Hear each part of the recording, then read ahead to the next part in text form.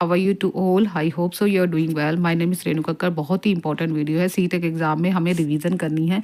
Revision के लिए हमें कम समय में ज़्यादा से ज़्यादा प्रैक्टिस भी करनी है और रिवीजन करनी है। तो उसी के लिए मैं आज सीडीपी के मोस्ट इंपॉर्टेंट टॉपिक 12वां में रिवीजन करने के लिए करवा रही हूँ। और जितने भी बच्चे सीडीपी में 30 में से 30 लाना चाहते हैं तो इस वीडियो को ज़रूर देखना।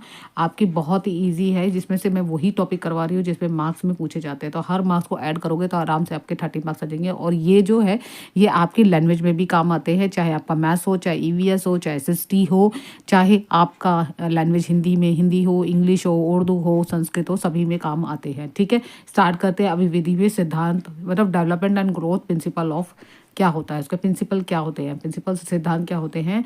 विकास के सिद्धांत के बात करें तब जब बालक विकास की एक अवस्था से दूसरी अवस्था में प्रवेश करता है, उसमें जो कुछ प्रकार का परिवर्तन होता है वो परिवर्तन एक निश्चित सिद्धांतों के अनुसार होता है, निश्चित दिशा के अनुसार होता है। उसी को हम डेवलपमेंट या ग्रोथ कहते हैं। डेवलपमेंट के जो पार्ट होते हैं वो अलग अलग होते हैं और सबको ध्यान में रखना है। सबसे पहला है कि विकास की दिशा का सिद्धांत, principle of the development direction, किस डायरेक्शन में होता है, किस दिशा में होता है, उसको ध्यान में रखना है।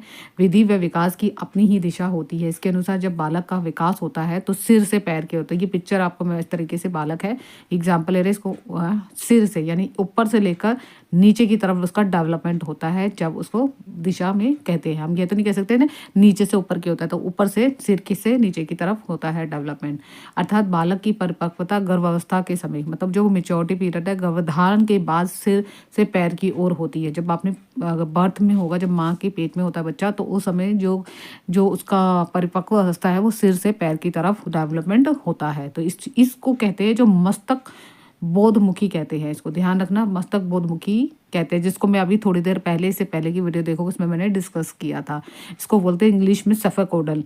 सेफरकोडल का जो मतलब होता है, इसमें क्या होता है, बच्चा जो होता है सिर से पैर की तरफ बढ़ना शुरू करता है। इसे केंद्र परिधि विकास भी कहते हैं। तो इसको ध्यान में रखना है। इसमें बच्चा पैर सिर हिलाना, पहले सिर हिलाना सीखता है, फिर उठना सीखता है, उसके बाद बैठना सीखता है। इस तरीके के एग्जाम्पल दे देते हैं वो, और आपको बताना होता है कि ये क्या कहा जाएगा, इसको इसको किस तरीके से हम लेंगे। तो इंग्लिश में याद रखना सेफलकोडल। देखो मैंने इसका एग्जाम्पल भी आपको पिक्चर के माध्यम से दे रही हूँ।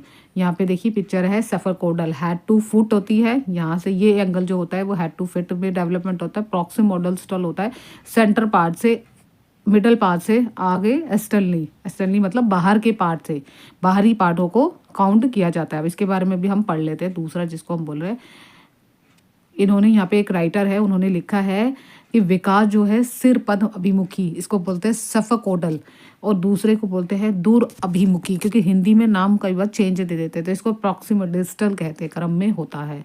सेफकोडल इसमें सिर से पैर की ओर होता है, स्टार लगा लीजिए। और प्रॉक्सिमोडिस होता है बारह का केंद्र से लेकर यानी सेंटर पार्ट से लेकर बाहर के ऑर्गन की तरफ उसका विकास शुरू हो जाता है। केंद्र से बाहर होकर सिर की ओर होता है, अर्थात वह पहले रीढ़ की हड्डी का विकास होता है। इसको याद रखना सबसे इंपॉर्टेंट है। प्रोक्सोमोडिस्टल में ही रीढ़ की हड्डी का विकास होता है, उसकी भुजाओं का, फिर हाथ पैर और उंगलियों का विकास होता है। ये प्रोसेस होता है। अब यहाँ पे डेवलपमेंट में दिशा में किस किस तरीके की किस किस माह में वो चीज़ें सीखता है, ये आप सभी को पता ही होगा। जो मैरिड है और जिनके बेबी है उनको सब ये चीज़ें पता होनी चाहिए। अगर नहीं पता फिर भी अगर अनमैरिड है और उनको ये चीज़ें समझनी है तो ये चीज़ इंपॉर्टेंट है, क्योंकि एग्जाम में पॉइंट से प्रथम माह में सिर को उठाना, तीसरे माह में थर्ड मंथ बोलते हैं गतिशील वस्तुओं पे नेत्र नियंत्रण करता है, 4 से 5 माह में सहारा देने पर बैठता है, 6 से 7वें माह में बिना सहारे बैठता है, 8वें से 9वें में सहारे में खड़ा होना सीखता है, 10वें से 11वें में बिना सहारे में खड़ा होता है, 1 वर्ष में बिना सहारे में चलने लग जाता है, 2 वर्ष में दौड़ना, टेढ़ी मेढ़ी लकीरें खींचना, 3 वर्ष में कूदना, साइकिल चलाना, ट्रायंगल साइकिल चलाना, ये सारी चीज़ें सीखता है। ये दिशा की सही दिशा क्या है, तो बच्चा आप सभी को पता है कि एक सही दिशा में होता है। ये नहीं होता पहले सीधा चलने लग जाएगा, ऐसे नहीं होता। एक दिशा होती है, उसी के अकॉर्डिंग चलता है। दूसरा जो इंपॉर्टेंट है इसमें डेवलपमेंट के प्रिंसिपल्स में वो है growth and development speed and rate of not same. जो गति होती है और दर होती है वो एक से नहीं रहती। कैसे नहीं रहती, एग्जाम्पल समझते हैं कि विकास यूँ तो बराबर रहता है परंतु उसकी गति हमेशा एक जैसी नहीं रहती। किसी की तेज होती है तो किसी की स्लो होती है। हर एक स्टेज में होती है, जिसमें हमें जैसे मानो शैशवावस्था यानी प्री नेटल स्टेज होती है जिसमें सबसे ज़्यादा तीव्र होती है। ये वेरी वेरी इंपॉर्टेंट है, इस पॉइंट को ध्यान में रखना। बाद में ये धीरे धीरे मंद पड़ जाती है। किशोरावस्था में सबसे अधिक तेज होती है, जबकि फिर कुछ समय पश्चात ये पूरा धीमी हो जाती है। इसका ग्रोथ है, इसलिए विधि और विकास के उतार चढ़ाव चलते रहते हैं। आगे है विकास का क्रम। कैसा होता है, विकास का जो सीक्वेंस होता है वो भी इम्पोर्टेंट है, इससे भी क्वेश्चन पूछे जाते हैं। इस सिद्धांत में ग्रामक और भाषा विकास का निश्चित क्रम होता है। ग्रामक और भाषा विकास में सबसे इम्पोर्टेंट है L, learning, speaking, writing, reading and writing. ये 4 कौशल होते हैं जो हम लैंग्वेज में पढ़ेंगे, इसके बारे में डिटेल में। ये भाषा के बहुत ही इंपॉर्टेंट है, जिसमें बच्चा सबसे पहले विकास में भाषा को सुनता है, कानों से सुनेगा, फिर बोलेगा, फिर रीडिंग करेगा, फिर लिखेगा। यही एक सीक्वेंस होता है, इसी से ही बालक अपनी चीज़ों को सीखता है। उसके बाद वह बोलता है, फिर पढ़ता है, फिर लिखता है। LSRW याद रखने का बार सीक्वेंस भी पूछ लिया जाता है। तो लिसनिंग, स्पीकिंग, रीडिंग, राइटिंग के अनुसार होता है। ऐसा ही जब बालक गर्भ में होता है तो पहले गर्भावस्था, फिर शैशवावस्था, फिर बाल्यावस्था, फिर किशोरावस्था का क्रम होता है। तो ये ध्यान रखना, कई बार क्रम पूछ लेते हैं पेपर 1 वालों के लिए, क्योंकि पेपर 2 में तो बहुत ही रेयर होता है, लेकिन फिर भी याद रखना जो LSRW जो है ना वो पूछा जाता है।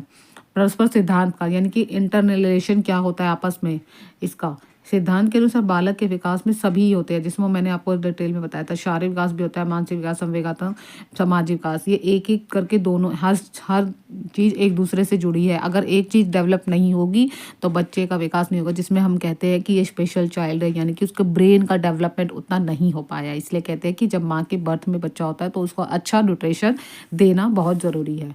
शारीरिक संबंधी दृष्टिकोण व्यक्ति के विभिन्न अंगों के विकास में सामंजस्य और परस्पर संबंध पर बल देती है।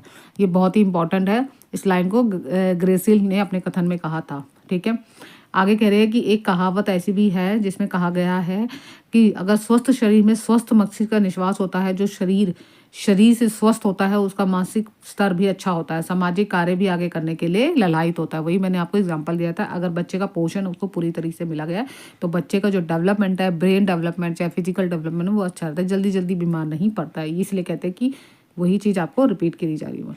विकास प्रक्रिया के निरंतर का सिद्धांत केवल तथ्य पर ही नहीं बलता, केवल है। और मैं आपको टैग वर्ड्स भी कराऊंगी। मेरे को याद आ गया कि मेरे को सारे सब्जेक्ट के टैग वर्ड्स भी कराने हैं, एक ही वीडियो में सारे करा दूंगी।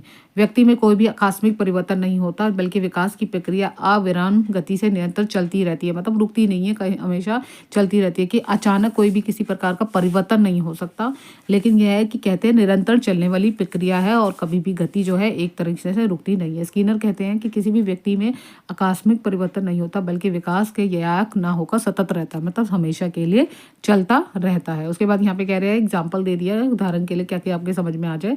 दांतों का विकास भ्रूण अवस्था में प्रारंभ होता है, जबकि जन्म के 6 महीने के बाद मसूड़ों से बाहर निकलते हैं। इस सिद्धांत के आधार पर बालक के विकास की आगामी भविष्यवाणी की जा सकती है, कि यानी कि उस समय पहले से ही अनुमान लगा जा सकता है कि उसकी दांत किस एज में, किस टाइम पीरियड में बढ़ेंगे। तो सभी को ये पता होता है। ठीक है, ये 5वां पॉइंट हो गया। छठा पॉइंट है एकीकरण का सिद्धांत, जो इम्पोर्टेंट है। एकीकरण के सिद्धांत में क्या होता है कि एक बालक का संपूर्ण अंगों को, फिर अंगों के भागों का चलना सीखता है, मतलब हर एक स्टेप को करते हुए सीखता है। कोई ऐसा नहीं है कि पहले हाथ चलाएगा फिर पैर चलाएगा, ऐसा नहीं है। हर स्टेप में पहले क्या कहते हैं, हाथों को, फिर उंगलियों को, फिर बाद में हाथ और पैर दोनों उंगलियों को हिलाना सीखता है। यही एक सीक्वेंस होता है। विकास जो होता है लंबवत ना होकर चक्राकार और वर्तुला आकार का होता है। बहुत ही इंपॉर्टेंट है ये भी, ये एग्जाम में पूछा। इस सिद्धांत के अनुसार बालक की लंबाई में वृद्धि होगी तो साथ साथ उसकी चौड़ाई में भी वृद्धि होगी। विकास में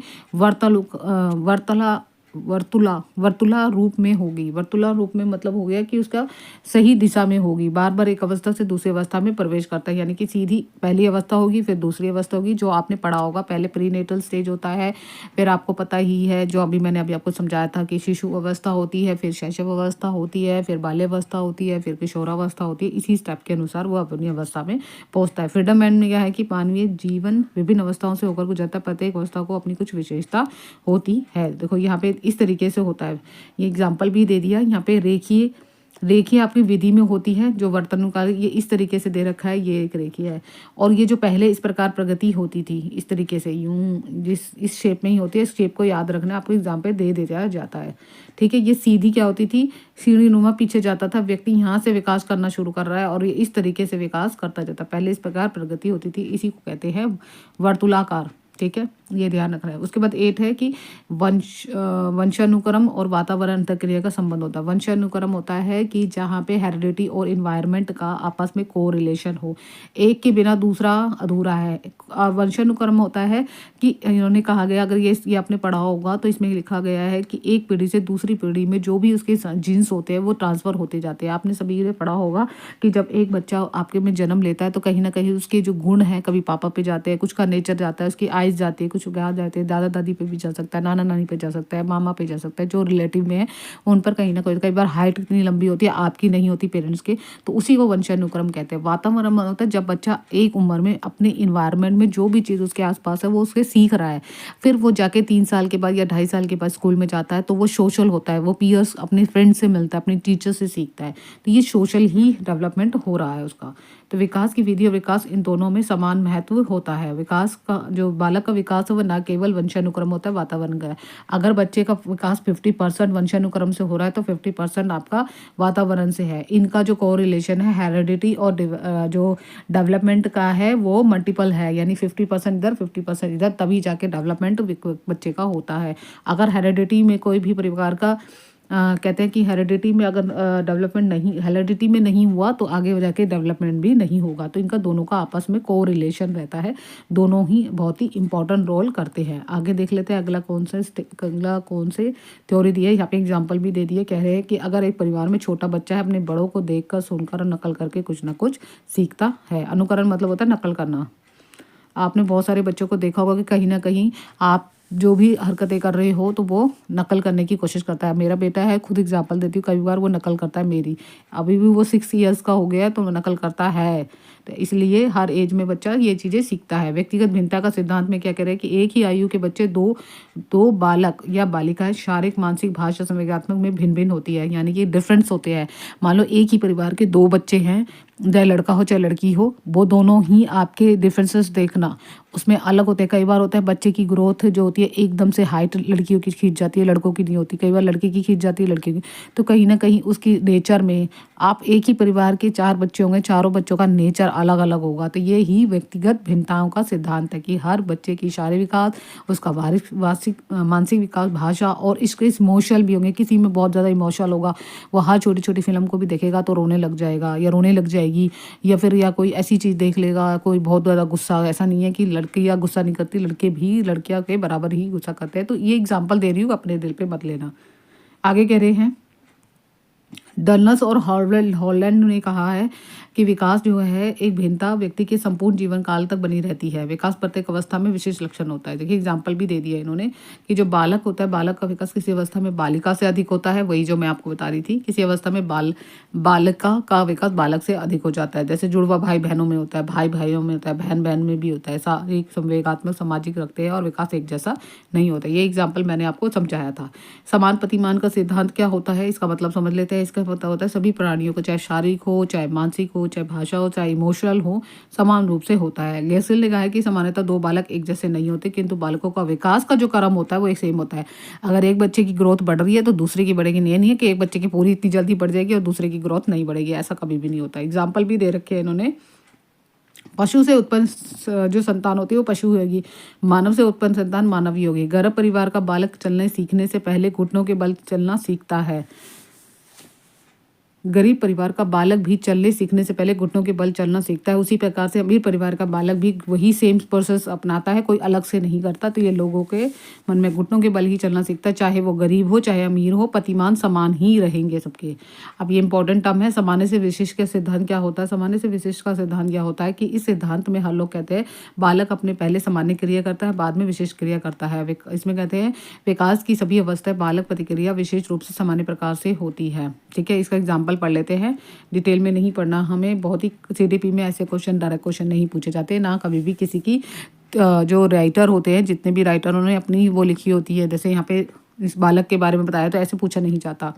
स्टेटमेंट देते हैं ना जो इस तरीके से अपने अनुसार अध्ययन किया है, तो ये नहीं पूछा जाता है ये सीटेट के पेपर में। बालक अवस्था उत्तेजना अनुभव करता है, बाद में संवेदों को प्रकट करता है। पहले मन में दिखाएगा, छोटा बालक होगा वो अपनी इमोशन को कैसे दिखाएगा, उसको अगर कोई दिक्कत हो रही है तो वो रो के बताएगा, और वो बहुत ही अच्छा है, उसको अच्छा लग रहा है, कोई खिलौना मिल गया ऐसा, तो वो खुश होकर बताएगा। तो बालक का बचपन में रोने का तरीका अलग होता है, थोड़ा बड़ा होता है फिर अलग होता है, फिर उससे बड़ा होता है मन में रोता है, किसी को दिखाता नहीं है। कई बार होता है कि आप इमोशनल होते हैं तो आपको किसी को दिखा के ऐसा लगता है कि वो सामने वाला मेरे इमोशंस के साथ रिएक्ट करेगा। भाषा विकास में भी ऐसी होता है, पहले बच्चा शब्द जैसे जैसे पक्षियों की चिड़िया जो होती है चहचाती है, उसी प्रकार विशिष्ट पक्षियों के नाम लेने का आरंभ कर देती है, यानी चिड़िया अलग अलग रूप में होती है। ठीक है, उसके बाद 12वां है प्रारंभिक वर्षों में तेज विकास का सिद्धांत होता है। प्रारंभिक वर्षों में सबसे ज़्यादा तीव्र गति से होता है, याद रखना। इस अवस्था में वर्षों से अधिक तेज होता है। इसमें कहते हैं कि शैशव अवस्था में विधि और विकास सबसे तीव्र गति से तेज गति के साथ होता है। ये इंपॉर्टेंट है पॉइंट, इसको ध्यान में रखना। उसके बाद है संचय पुनरावृत्ति का सिद्धांत, याद रख लेते हैं। संचय पुनरावृत्ति का सिद्धांत का मतलब होता है संचय होता है और पुनरावृत्ति होती रहती है। संचय मतलब क्या होता है, संचय में जो होता है चीज़ों को जोड़ना, चीज़ों को जोड़ता है, बाद में उसका पुनरावृत्ति मतलब दोबारा जोड़ता जाता है। एग्जाम्पल के तौर पे बता दिया, शैशवावस्था में जैसे स्वर प्रेम है, किशोरावस्था में देखा जा सकता है। शैशवावस्था में बालक अपना कल्पना जगत विचरण करता है, पुनः जब किशोरावस्था में आता है तब वह उसकी कल्पना जगत विचरण करते हुए देखता है। जब बालक बोला गया शब्द पहला शब्द रखा गया है, वो पहले कदम पूर्व निरंतर कार्य को संचित करेगा, मतलब एक चीज़ से दूसरी चीज़ को जोड़ता जाएगा। विकास की अवस्था में भविष्यवाणी का सिद्धांत बहुत इंपॉर्टेंट है, इसको ध्यान में रखना है कि ये कहते जाता है कि किस प्रकार बालक का विकास देखकर हम उसे भविष्य के बारे में बता सकते हैं, यानी कि भविष्यवाणी कर सकते हैं। एग्जाम्पल के तौर पर यह है कि हमने बहुत सारे बच्चों के बालकों के सेम होते हैं, हमें पता होता है कि बड़ा होकर क्या बनेगा और क्या भविष्य में कौन सा व्यवसाय चुनेगा। उसके बाद विकास में परिपक्वता और सीखने की उपज क्या होती है। जब बच्चा जन्म की अवस्था में होता है तो बालक का विकास और परिप्रेक्षण दोनों ही महत्वपूर्ण होता है। बालक का विकास इन दोनों ही अंतर्क्रिया से निर्भर करता है। विकास जो होता है वह सांस्कृतिक परिवर्तनों को प्रभावित करता है। एग्जाम्पल के तौर पर यहाँ पे दे रखा है, इसको हटा दीजिए। बालक का विकास संस्कृति के परिवर्तन के अनुसार प्रभावित होता है। संस्कृति के परिवर्तन में विकास का होता है।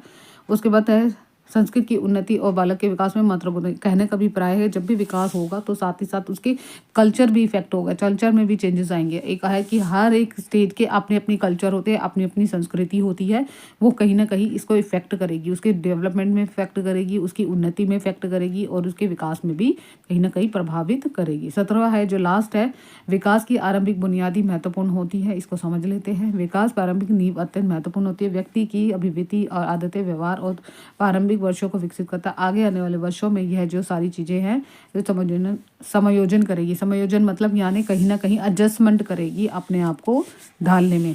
ये जो सारा जो है ना, ये अगर आप चाहो ना तो आपको मैं बता देती हूँ, ये तो मैंने दूसरी बुक से लिया गया है। अगर आपको अगर चाहिए तो ये आप ले सकते हो, NCERT की सारे टॉपिक मिल जाएंगे। 11 और 12 की बुक्स जो होती है साइकोलॉजी की, वहाँ से भी आप ले सकते हो और पढ़ सकते हो। लेकिन आपके पास इतना टाइम नहीं है कि आप ये चीज़ें लेके पढ़ो, लेकिन फिर भी अगर आपके पास टाइम बच रहा है, आप चाहते हो कि मैं पढ़ूँ, तो उसको हमें डीपली दे रखा है ये सारी चीज़ें। उसी में से पढ़कर आप आसानी से चीज़ों को समझ सकते हैं। मैंने ये बहुत इंपॉर्टेंट टॉपिक लिया है और ये एग्ज़ाम के पॉइंट ऑफ व्यू से भी इम्पॉर्टेंट है, इसलिए ये करना ज़रूरी था। तो आज की वीडियो में इतना ही, मिलते हैं नेक्स्ट वीडियो में। Bye bye, take care, have a nice day.